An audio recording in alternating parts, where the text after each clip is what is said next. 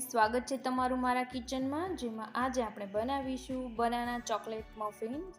આ મફિન બાળકોને ખૂબ જ પ્રિય હોય છે, તો તમે તમારા બાળકો માટે આ રેસીપીને ચોક્કસથી ટ્રાય કરજો અને તમારી આ રેસીપી કેવી બની છે એ મારી સાથે કોમેન્ટ સેક્શનમાં શેર કરજો। અને જો આ રેસીપી ગમે તો લાઈક અને શેર કરજો અને સબસ્ક્રાઈબ પણ કરી દેજો અને જે બેલ આઇકન છે એને પણ પ્રેસ કરી દેજો, જેથી કોઈ પણ નવી રેસીપી આવે તો એનું નોટિફિકેશન તમને તરત જ મળી જાય।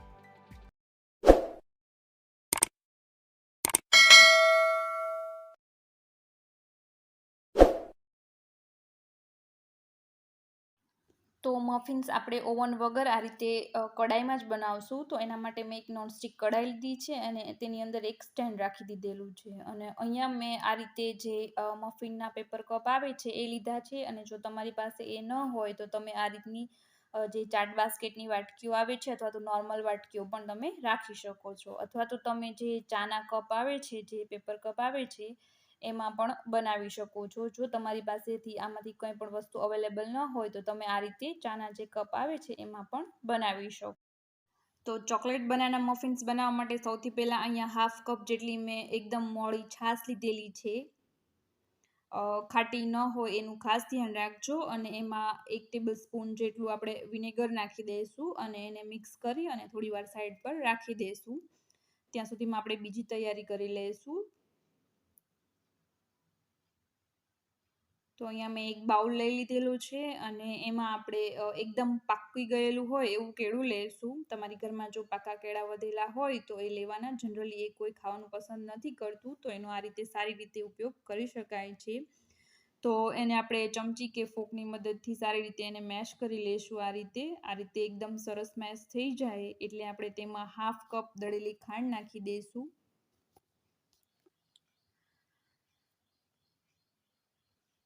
આ રીતે ઝીણી દળેલી ખાંડ નાખી દઈશું અને એની સાથે જ આપણે 1/4 કપ ઓઇલ નાખી દઈશું। ઓઇલની જગ્યાએ તમે ઘીનો પણ ઉપયોગ કરી શકો છો, પરંતુ ઘીની જગ્યાએ જો તમે ઓઇલનો ઉપયોગ કરશો તો એનાથી કેકનું ટેક્સચર, કલર અને ટેસ્ટ બંનેમાં વધારે સારું રહેશે ઘીના કરતાં। તો આ રીતે એને બધાને આપણે સારી રીતે મિક્સ કરી દઈશું અને સારી રીતે મિક્સ થઈ જાય એટલે આપણે તેમાં 3/4 કપ જેટલો મેંદો લેવાનો છે।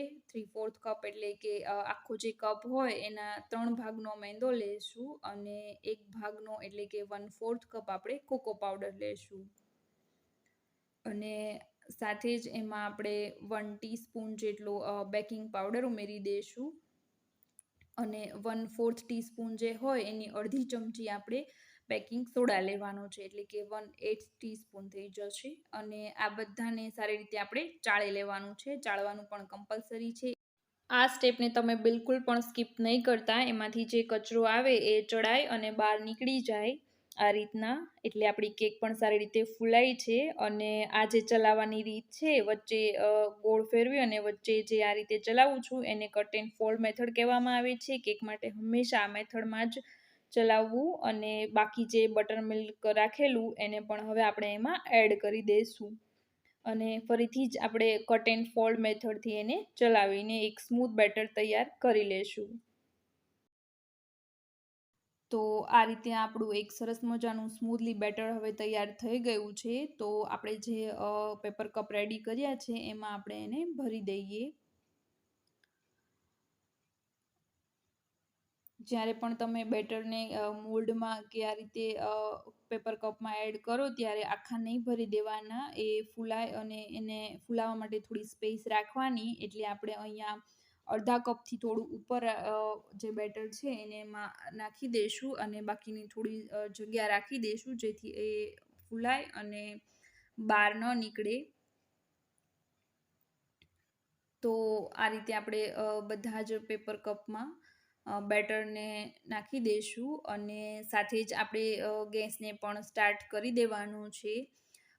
અહીંયા એક ટિપ્સ આપીશ કે તમે જે પણ ફ્લેમ પર બેક કરવાના હોય કેક કે મફિન, એ જ ટેમ્પરેચર ઉપર આપણે એને ફ્રી હીટ કરવાનું, એટલે કે 10 મિનિટ પહેલાં લો ફ્લેમ રાખી અને ગેસને સ્ટાર્ટ કરી દેવાનું। તો મેં અહીંયા ફ્રી હીટ કરી લીધેલું છે અને હવે 15 થી 20 મિનિટ પછી આપણા મફિન્સ તૈયાર થઈ ગયા છે।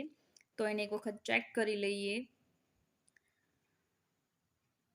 તો હજી અહીંયા આપણી ટૂથપીક ક્લિયર બહાર નથી આવતી, એમાં થોડું ચોંટીને આવે છે. તો બીજી 5 થી 10 મિનિટ આપણે રહેવા દઈશું. તો ફરીથી આપણે ઢાંકી અને રાખી દઈએ. બીજી 5 મિનિટ પછી અહીંયા જે પેપર કપવાળા મફિન્સ છે એ રેડી થઈ ગયા છે. અને જે ચાના કપવાળું મફિન છે એ ચાનું જે કપ હોય એ થોડું જાડું હોવાથી હજી એ થોડું કાચું છે, તો એને એમનામ રહેવા દઈશું.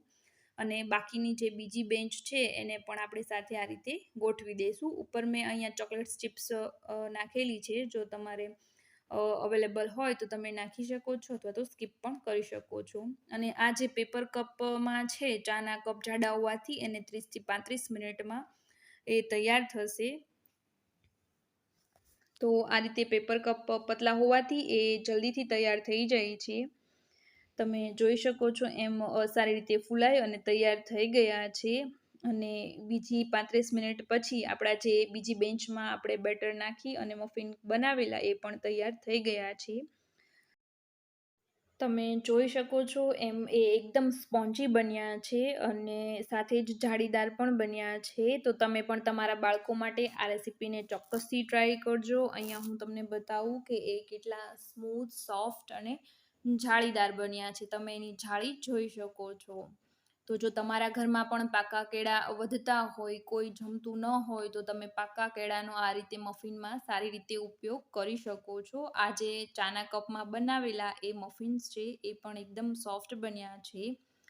તો આ રીતે તમે ચોકલેટ બનાના મફિન કેક બનાવી અને બાળકો માટે એક સરસ મજાની ટ્રીટ તૈયાર કરી શકો છો. હવે એનું ઉપરનું ડેકોરેશન કરી લઈએ. તો અહીંયા મેં એક નોઝલ્સ આ રીતે બેગમાં રાખી અને એમાં વ્હિપિંગ ક્રીમ લઈ લીધેલું છે અને સાથે હવે એને આપણે વ્હિપિંગ ક્રીમથી આ રીતનું ડેકોરેશન કરી લઈશું. તો આ રીતે આપણે બાકીના બધા મફિન્સ પર પણ વ્હિપિંગ ક્રીમ લગાવી દઈશું. તો તમે પણ તમારા બાળકો માટે આ રીતે મફિન બનાવજો અને તમારા આ મફિન્સ કેવા બને છે એ મારી સાથે કોમેન્ટ સેક્શનમાં જરૂરથી શેર કરજો. અને સાથે જ તમને મારી આજની આ રેસીપી કેવી લાગી એ પણ ચોક્કસથી શેર કરજો. અને જો મારી આ રેસીપી ગમે તો લાઈક કરી દેજો, શેર કરી દેજો અને સાથે જ સબસ્ક્રાઈબ કરવાનું પણ નહીં ભૂલતા. તો ફરી મળીશું એક નવી રેસીપી સાથે.